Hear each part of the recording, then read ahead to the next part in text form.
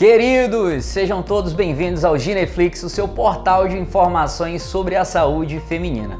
E hoje eu quero falar com vocês sobre o DIU de cobre, um dos métodos contraceptivos mais antigos da história.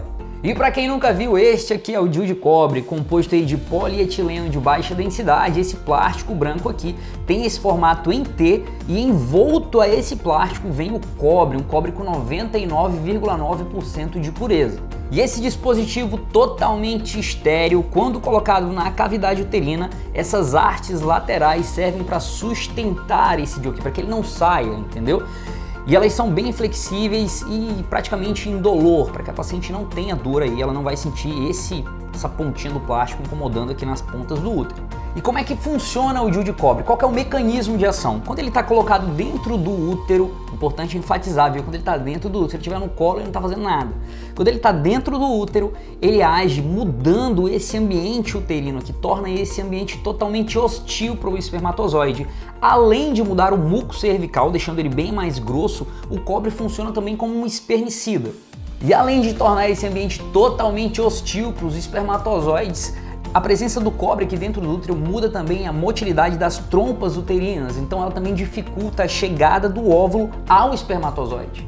E qual que é o período de duração do DIU de cobre? Olha, vai depender porque no mercado existem diversos modelos. Existem modelos com 380 milímetros quadrados de cobre, esses aí duram até 10 anos. Existem também DIUs que são menores, né? Tem um tamanho menor que esse aqui.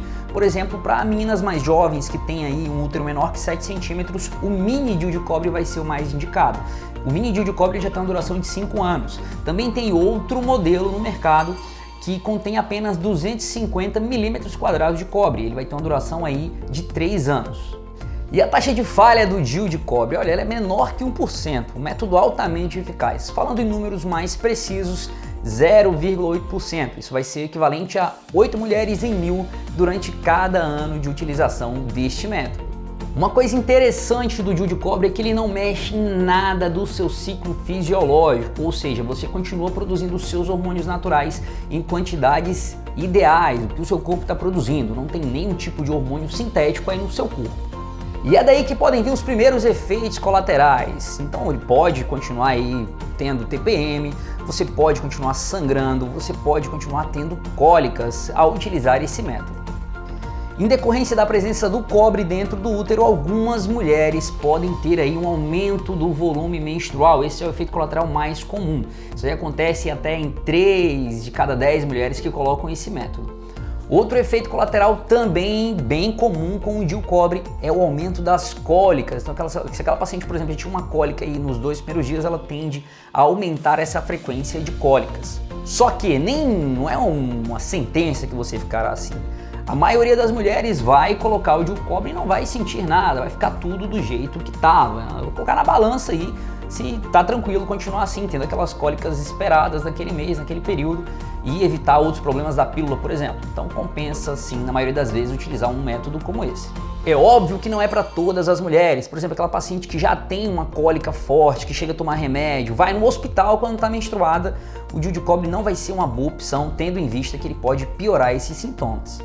Existe um período de adaptação que pode levar até 6 meses, que é quando o seu corpo está se adaptando à presença do cobre aí.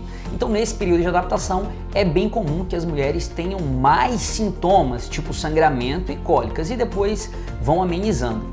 Outra contraindicação seria alterações no preventivo, né? Às vezes uma lesão intraepitelial de alto grau ou de baixo grau, você tem que tratar primeiro essa condição e depois pensar em um dispositivo de cobre. Outras contraindicações, malformações uterinas. Às vezes a mulher tem um útero septado, não é legal você colocar um DIU de cobre, não é indicado.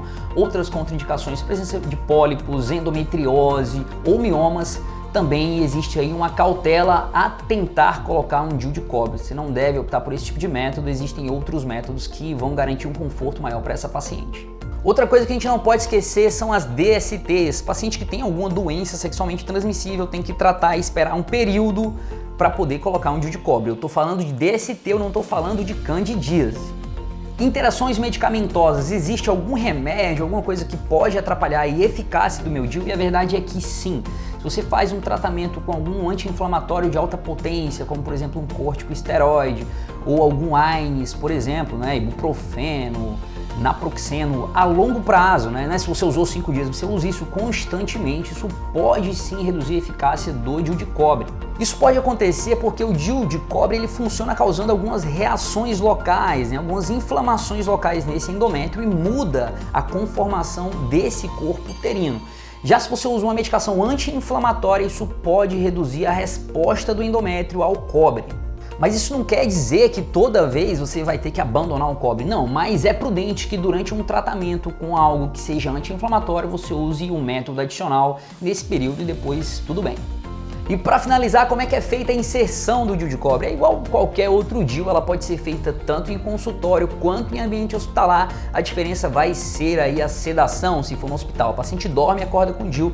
Se for no consultório, é uma inserção rápida. A maioria das pacientes relatam uma dor no nível de 7, colocando entre 0 a 10, de 7, mas bem rápido, nada insuportável, assim que, para de colocar esse DIU. Geralmente é bem tranquilo. Então, pessoal, é mais ou menos isso. Espero que vocês tenham gostado de mais um vídeo da nossa série sobre LARCs. Lembrando que toda terça-feira eu abro uma caixinha de perguntas lá no meu Instagram. Se você tiver outra dúvida, qualquer coisa, pode mandar lá que a gente conversa. Tchau, tchau e até o próximo vídeo.